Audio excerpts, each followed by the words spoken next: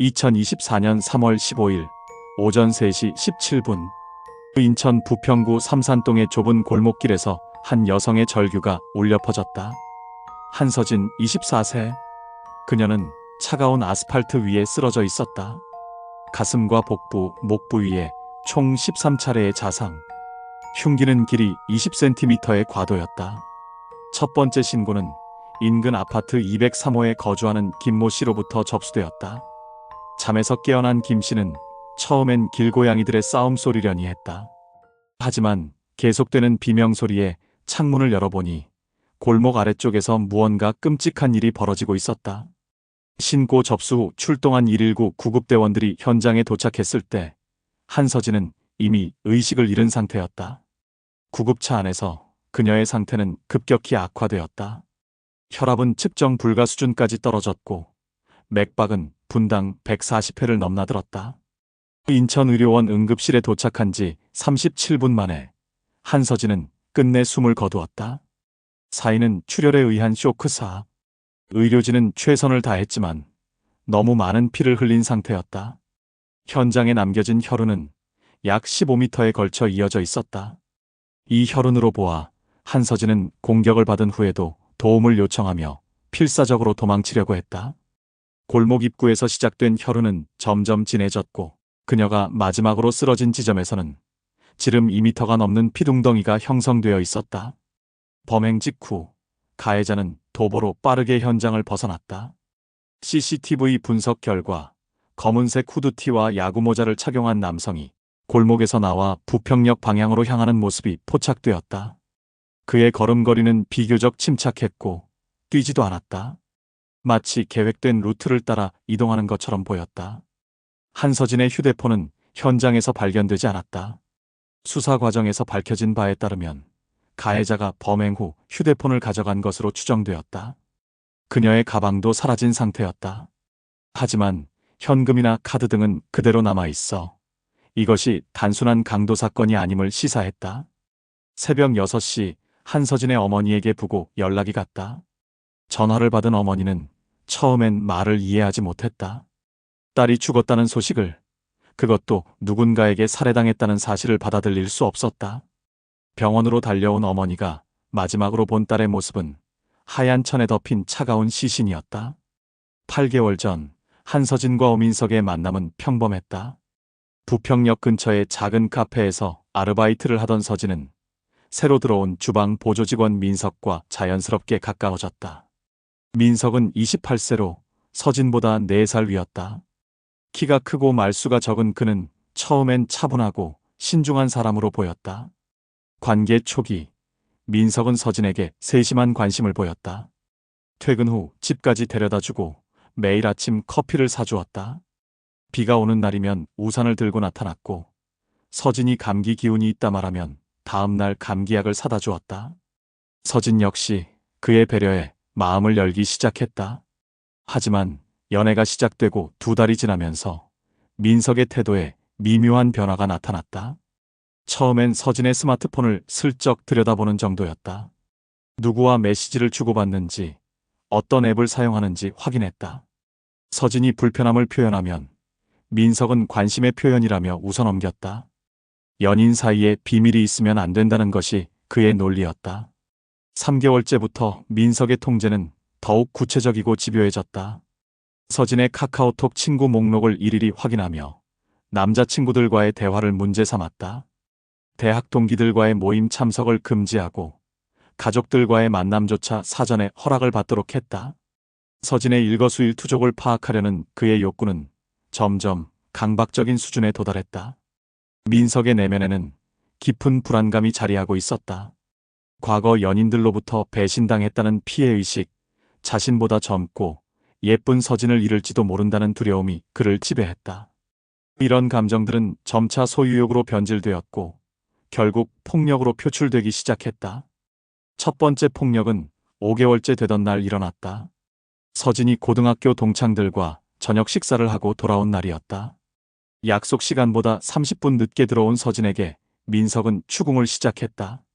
누구와 함께 있었는지, 무슨 이야기를 했는지, 왜 연락을 제때 하지 않았는지.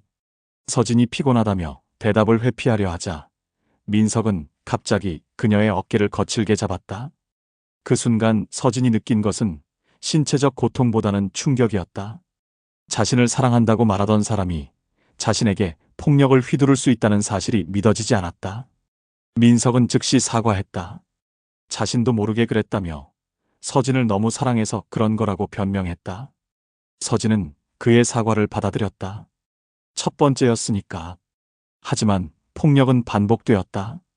두 번째, 세 번째를 거쳐 일상이 되어갔다. 민석의 폭력 패턴은 예측 가능했다. 서진이 자신의 통제에서 벗어나려 할 때마다 그는 물리적 힘으로 그녀를 제압했다. 뺨을 때리고 머리채를 잡아당기고 팔목을 비틀었다.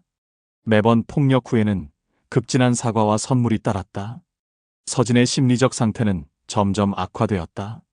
민석의 기분을 맞추려 노력하고 그를 자극할 만한 행동을 피하려 애썼다. 친구들과의 연락을 줄이고 가족들에게도 거짓말을 했다. 자신이 처한 상황을 다른 사람에게 털어놓는 것이 두려웠다. 민석이 더 화를 낼까봐, 관계가 완전히 파탄날까봐 두려웠다. 하지만 그해 9월 서진은 마침내 결심했다. 이 관계를 끝내야 한다고. 더 이상 참을 수 없었다. 민석에게 이별을 통보한 날 그의 반응은 예상과 달랐다. 화를 내거나 폭력을 휘두르는 대신 그는 차분하게 고개를 끄덕였다. 하지만 그의 눈빛에는 서진이 본 적 없는 차가운 무언가가 스며들어 있었다. 이별 통보 후 일주일 민석의 진짜 모습이 드러나기 시작했다. 서진이 예상했던 분노나 애원 대신 그는 더욱 치밀하고 집요한 방식으로 그녀의 삶에 침투했다. 첫 번째 신호는 서진의 휴대폰에 도착한 낯선 번호의 문자 메시지였다. 내용은 단순했다. 그녀의 하루 일정이 정확히 기록되어 있었다. 그들이 연인이었을 때 민석은 서진 명의로 3개의 휴대폰을 개통해 놓았다.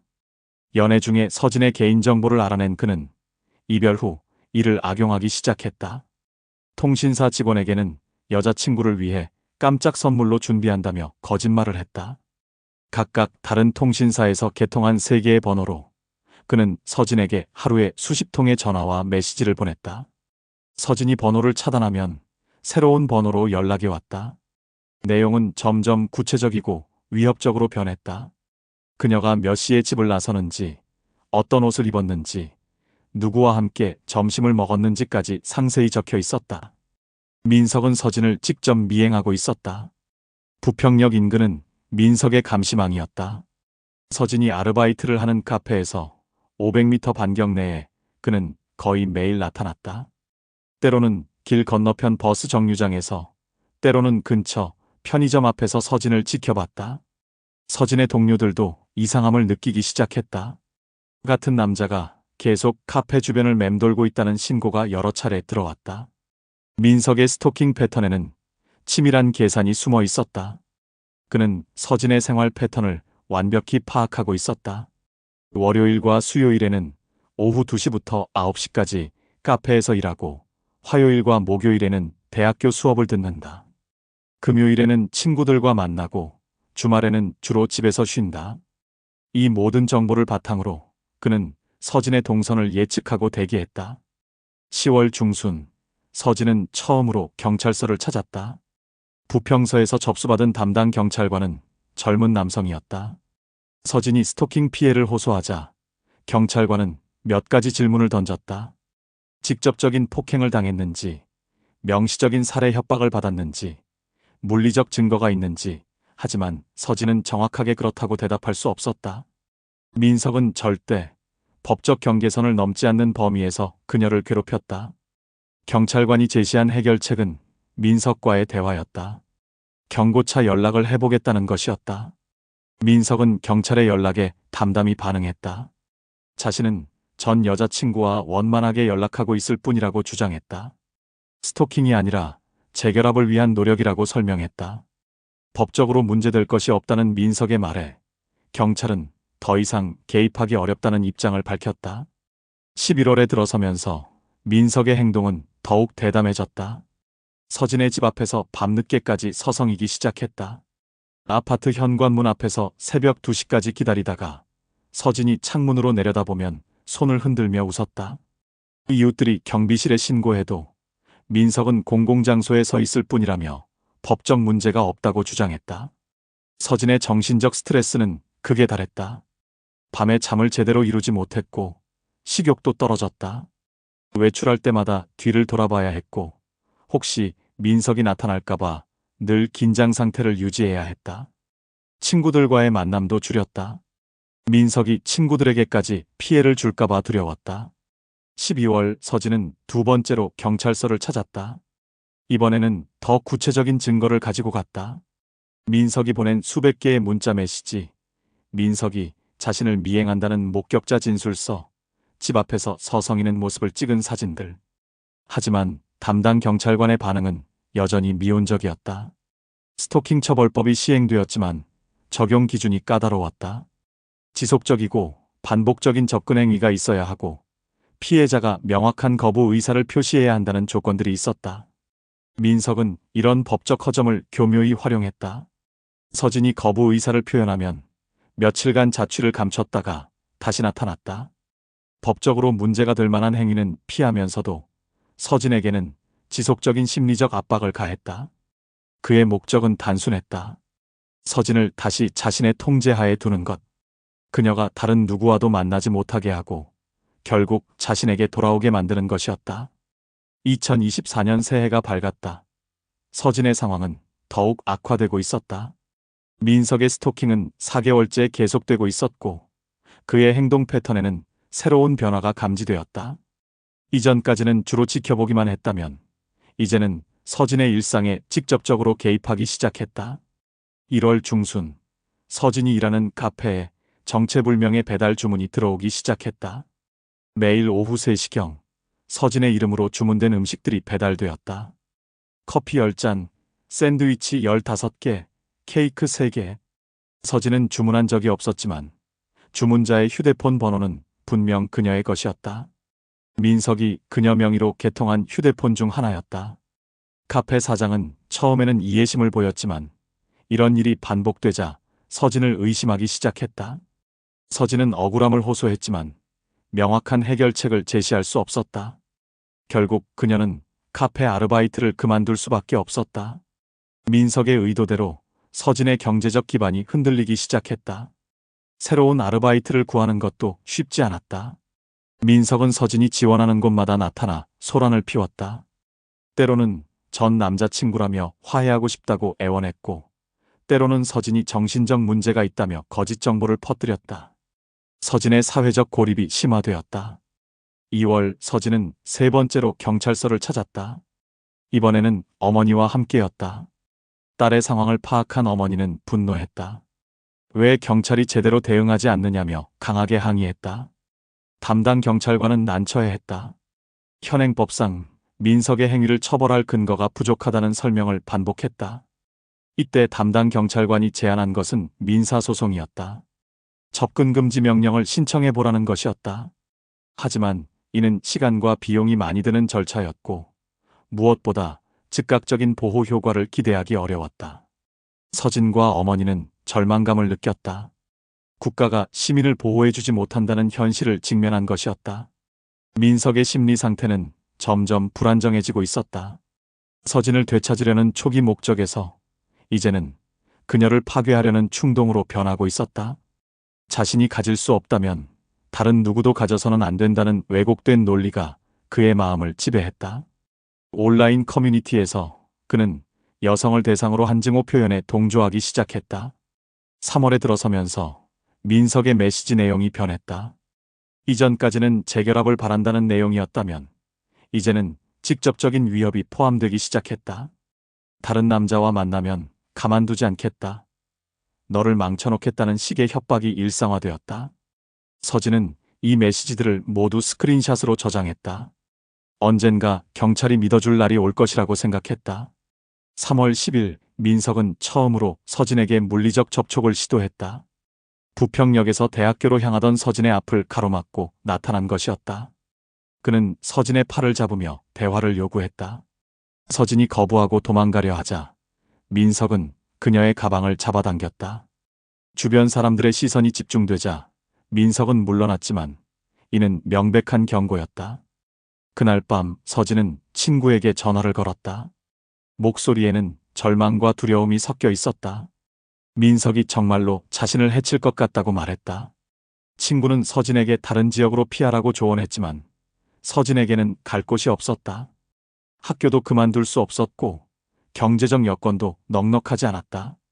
3월 14일 오후 민석은 마지막 메시지를 보냈다. 내용은 간단했다. 내일 끝장내자. 서진은 이 메시지를 보고 즉시 112에 신고했다. 하지만 신고센터에서는 구체적인 위협이 아니라며 일반적인 조치만 취하겠다고 답했다. 순찰차가 한 바퀴 돌고 가는 것이 전부였다. 그날 밤 서진은 잠을 이루지 못했다. 창밖을 내려다보니 어둠 속에서 누군가가 서 있는 것 같았다. 민석인지 확실하지 않았지만 그녀의 불안감은 극에 달했다. 새벽 2시 서진은 어머니에게 전화를 걸었다. 무서워서 잠을 잘 수 없다고 말했다. 어머니는 당장 집으로 오라고 했다. 불안한 마음에 서진이 옷을 챙겨 골목길로 나섰을 때 사건이 벌어지고 만다. 3월 15일 새벽 3시 예고된 비극이 현실이 되었다. 새벽 3시 32분 민석은 현장을 떠났다. 서진이 마지막 숨을 거둔 골목에서 그는 침착하게 걸어 나왔다. 그의 손에는 여전히 피 묻은 흉기가 들려 있었지만 걸음걸이에는 당황한 기색이 없었다. 마치 오랫동안 계획해온 일을 마친 사람처럼 차분했다. 민석은 범행 전부터 도주 계획을 세워두고 있었다. 차량을 이용하지 않기로 한 것도 그 계획의 일부였다. CCTV와 블랙박스, 교통카메라에 차량 번호가 노출될 위험을 피하기 위해서였다. 대신 그는 부평 지역의 복잡한 골목길을 활용하기로 했다. 이 지역에서 계속 살아온 그에게는 손바닥만큼 익숙한 곳이었다. 첫 번째 목적지는 24시간 편의점이었다. 범행 현장에서 도보로 7분 거리에 있는 그곳에서 민석은 화장실을 이용했다. 피 묻은 옷을 갈아입고 흉기를 처리했다. 미리 준비해둔 여벌옷으로 갈아입은 그는 혈흔을 깨끗이 씻어냈다. 편의점 직원은 그냥 그런 손님이라고 생각하고 특별히 주의를 기울이지 않았다. 민석의 머릿속에는 부평 일대의 CCTV 위치가 정확히 입력되어 있었다. 몇 달간의 스토킹 과정에서 그는 이 지역의 감시망을 철저히 파악해 두었다. 주요 도로의 교통 CCTV, 상가 건물의 방범 카메라, 아파트 단지, 출입구의 감시 카메라까지. 그는 이 모든 것을 피해 이동할 수 있는 루트를 미리 계산해 놓았다. 새벽 4시, 민석은 부평시장 뒤편의 좁은 골목으로 들어섰다. 이곳은 1980년대에 조성된 구시가지로 CCTV 설치율이 상대적으로 낮았다. 골목과 골목이 미로처럼 연결된 이 지역에서는 추적이 쉽지 않았다. 민석은 이런 지형적 특성을 최대한 활용했다. 하지만 민석이 생각하지 못한 것이 있었다. 바로 휴대폰이었다. 그는 범행 후에도 휴대폰을 끄지 않았다. 서진의 휴대폰을 가져온 것도 실수였다. 두 대의 휴대폰이 같은 위치에서 신호를 발신하는 것은 수사진에게 중요한 단서를 제공했다. 기지국 추적을 통해 그의 이동 경로가 실시간으로 파악되고 있었다. 새벽 5시 경찰의 수색망이 좁혀지기 시작했다. 초기 수사에서 이것이 데이트 폭력 사건임을 파악한 경찰은 즉시 민석을 용의선상에 올렸다. 서진이 생전에 남긴 스토킹 신고 기록, 휴대폰에 저장된 위험 메시지들이 모두 민석을 가리키고 있었다. 경찰은 그의 휴대폰 위치를 추적하며 포위망을 조여갔다. 민석은 이 상황을 인지하지 못했다.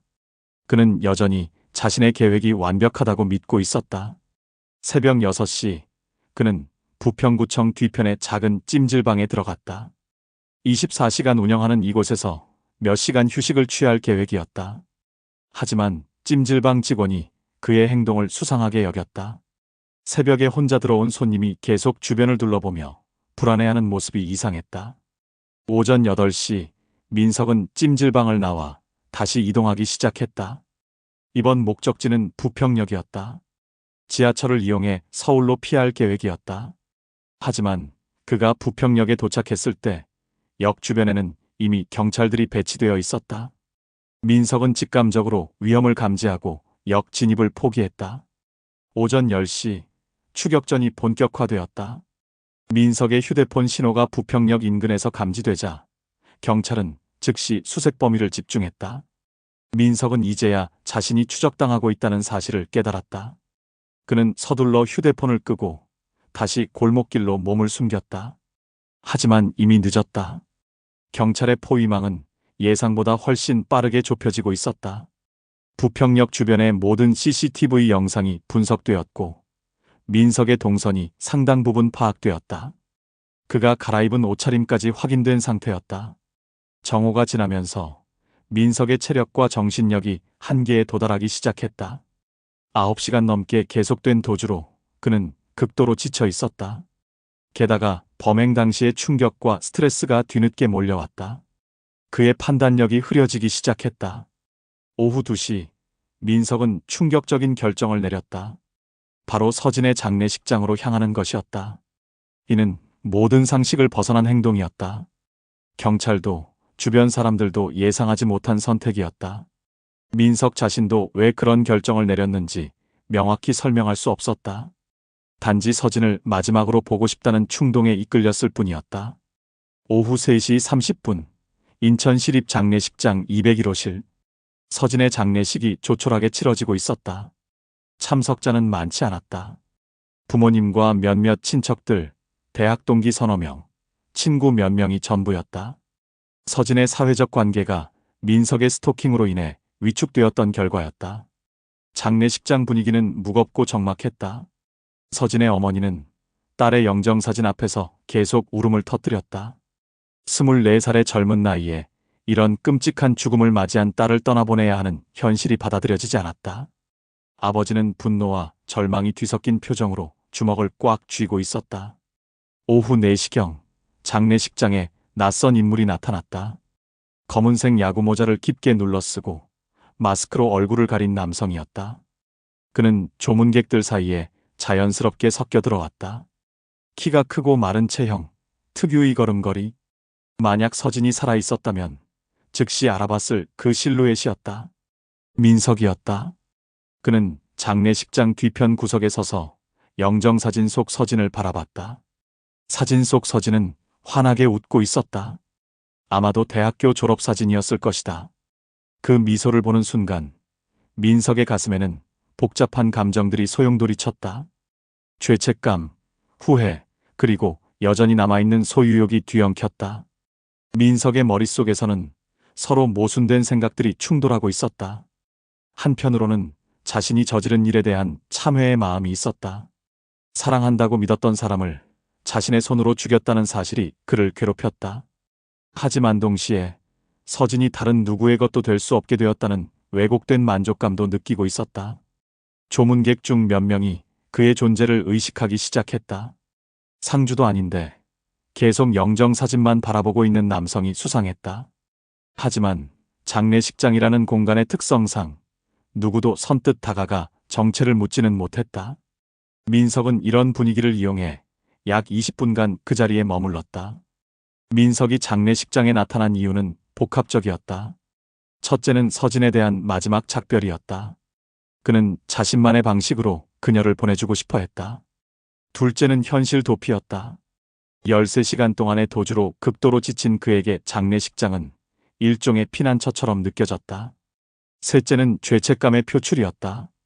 자신이 저지른 일에 대한 최소한의 책임을 지려는 비틀린 의식이었다.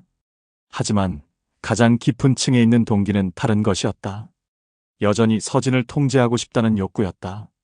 죽음으로써도 그녀는 자신의 소유물이라는 왜곡된 확신, 장례식장에서조차 그녀의 마지막 순간을 지켜보겠다는 집착. 이것이 민석을 이 위험한 장소로 이끈 진짜 이유였다. 4시 30분경 민석은 조물록에 글을 남겼다. 영원히 내 사랑이라는 짧은 문구였다. 이를 본 서진의 친구 중 한 명이 불쾌감을 표했다. 누가 이런 글을 남겼냐며 다른 조문객들에게 물어봤다. 하지만 민석은 이미 그 자리를 떠난 후였다. 민석이 장례식장을 나서는 순간 그는 치명적인 실수를 저질렀다. 마스크를 잠시 내리고 얼굴을 만진 것이었다. 이 순간이 장례식장 입구의 CCTV에 선명하게 포착되었다. 경찰이 이 영상을 확인하는 데까지는 불과 몇 시간이 걸리지 않았다. 오후 5시 민석은 다시 부평의 골목길로 사라졌다. 하지만 이제 그의 은신처는 많지 않았다. 주요 지인들의 집은 이미 경찰의 감시하에 있었고 호텔이나 모텔을 이용하기도 어려웠다. 결국 그가 선택한 곳은 부평시장 뒤편의 낡은 고시원이었다. 민석은 현금으로 숙박료를 지불했다. 신분증 확인도 대충 넘어갔다. 이런 곳을 찾는 사람들은 대부분 사정이 있는 경우가 많다는 것을 알고 있었기 때문이었다. 민석은 3층 끝방에 들어가 문을 잠그고 숨어들었다. 그 시각 수사진은 장례식장 CCTV 분석을 통해 민석의 정체를 확인한 상태였다. 그가 장례식장에 나타났다는 사실은 수사진에게도 충격이었다. 범죄 심리학자들도 이런 행동을 예측하지 못했다. 하지만 이는 동시에 수사에 결정적 단서를 제공했다. 민석이 아직 부평 일대에 숨어 있다는 확신을 갖게 된 것이었다. 밤 9시 민석의 휴대폰이 다시 켜졌다. 고시원 방에서 그는 인터넷 뉴스를 확인하고 있었다. 자신의 범행이 주요 포털 사이트 실시간 검색어에 올라 있는 것을 보며 복잡한 심경이었다. 댓글들은 대부분 그를 비난하는 내용이었지만 일부는 서진에게도 책임이 있다는 식의 왜곡된 시각을 보이고 있었다. 그 순간 민석의 휴대폰 신호가 다시 기지국에 포착되었다. 경찰의 포위망이 마침내 그를 향해 조여들기 시작했다. 밤 10시 47분 인천지방경찰청 강력계 상황실에 결정적 정보가 입수되었다. 민석의 휴대폰 신호가 부평시장 반경 200m 내에서 감지된 것이었다. 경찰은 즉시 해당 지역의 모든 숙박시설과 다중이용시설을 파악하기 시작했다. 고시원 3곳, 모텔 2곳, 찜질방 1곳이 수색 대상에 올랐다. 경찰의 움직임은 신속하고 체계적이었다. 각 팀별로 역할을 분담해 동시다발적 수색에 나섰다. 1팀은 고시원, 2팀은 모텔, 3팀은 찜질방과 24시간 업소들을 담당했다. 민석이 다시 도주할 가능성을 차단하기 위해 해당 지역의 모든 출입로에도 경찰력이 배치되었다. 첫 번째 고시원에서는 소득이 없었다. 입주자 명단을 확인해봐도 민석과 일치하는 인물이 없었고 사장도 그런 사람을 본 적이 없다고 증언했다. 두 번째 고시원도 마찬가지였다. 경찰은 마지막 고시원으로 향했다. 부평시장 뒤편의 청춘 고시원이었다. 밤 11시 15분 수사진이 청춘 고시원에 도착했을 때 1층 사무실에는 50대 남성 사장만이 있었다. 경찰의 방문에 다소 당황하는 기색을 보였지만 협조적인 태도를 보였다. 입주자 명단을 확인한 결과 당일 오후 5시경 현금으로 투숙료를 지불하고 들어온 남성이 있었다. 신분증은 확인했지만 이름이 민석과는 달랐다. 하지만 신체적 특징은 일치했다. 수사진은 해당 호실이 3층 끝방임을 확인했다. 건물 구조상 도주 경로는 제한적이었다. 정면 계단과 비상계단, 그리고 창문을 통한 탈출 정도였다. 경찰은 이 모든 경로를 차단한 후 신중하게 접근하기 시작했다. 3층 복도는 조용했다. 다른 고시원 거주자들이 잠든 시간이었다. 수사진은 최대한 소음을 줄이며 목표 호실에 접근했다. 방 안에서는 희미한 불빛이 새어나오고 있었다. 아마도 휴대폰이나 컴퓨터를 사용하고 있는 것 같았다. 밤 11시 32분 수사진은 민석의 방문 앞에 도착했다. 담당 경찰관이 조심스럽게 문을 두드렸다. 방 안에서는 잠시 침묵이 흘렀다. 그리고 이어진 것은 예상치 못한 상황이었다. 민석은 문을 열고 순순히 나왔다. 저항하거나 도주를 시도하지 않았다. 체포 순간의 민석은 예상과 달리 평온해 보였다. 24시간 넘게 계속된 도주로 극도로 지쳐 있었지만 오히려 안도하는 표정이었다. 마치 긴 악몽이 끝났다는 듯한 모습이었다. 수갑이 채워지는 순간에도 그는 별다른 반응을 보이지 않았다. 경찰서로 이송되는 차량 안에서 민석은 처음으로 입을 열었다. 서진이가 정말 죽었나요? 라는 질문이었다. 담당 경찰관은 대답하지 않았다. 하지만 민석의 질문에는 여전히 현실 부인의 기색이 있었다. 자신이 저지른 일의 무게를 온전히 받아들이지 못하는 상태였다. 인천지방경찰청에 도착한 민석은 곧바로 조사실로 이송되었다. 시계는 자정을 넘긴 상태였다. 범행으로부터 약 21시간 만에 검거가 완료된 것이었다. 경찰에게는 비교적 신속한 검거였지만 피해자와 유족에게는 이미 돌이킬 수 없는 비극이 벌어진 후였다. 조사 과정에서 민석은 범행 사실을 부인하지 않았다. 오히려 상세하게 진술했다. 범행 동기부터 도주 과정까지 그는 담담하게 설명했다. 수사관들은 그의 차분한 태도에 오히려 소름이 돋았다. 사람을 죽인 직후의 반응이라고는 믿기 어려울 정도였다. 민석의 진술에서 가장 충격적인 부분은 범행에 대한 그의 인식이었다. 그는 자신이 서진을 구원했다고 표현했다. 다른 남자들에게 상처받지 않도록 자신이 보호해준 것이라는 왜곡된 논리였다. 이런 발언은 경찰과 언론을 경악시켰다. 새벽 3시 민석에 대한 구속영장이 신청되었다. 살인 혐의와 스토킹 범죄처벌법 위반 혐의였다. 증거가 명확하고 도주 우려가 있어 영장 발부는 확실시되었다. 민석은 인천구치소로 이송되어 재판을 기다리게 되었다. 2024년 9월 인천지방법원에서 오민석에 대한 1심 판결이 선고되었다. 모두가 예상한 것처럼 무기징역이 선고되었다. 법정에서 선고를 들은 민석은 여전히 무표정했다. 하지만 방청석에 앉은 서진의 부모는 끝내 눈물을 터뜨렸다. 딸은 돌아오지 않는다는 현실 앞에서 어떤 판결도 위로가 될 수 없었다. 이 사건은 한국 사회에 큰 충격을 주었다.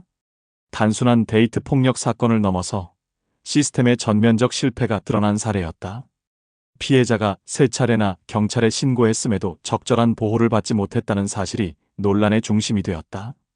서진의 죽음 이후 유사한 사건들이 연이어 보고되기 시작했다. 2024년 한 해 동안 데이트 폭력으로 인한 살인사건은 총 127건이 발생했다. 이는 전년 대비 23% 증가한 수치였다. 더 충격적인 것은 이 중 78%가 사전에 신고나 상담 이력이 있었던 사건이라는 점이었다.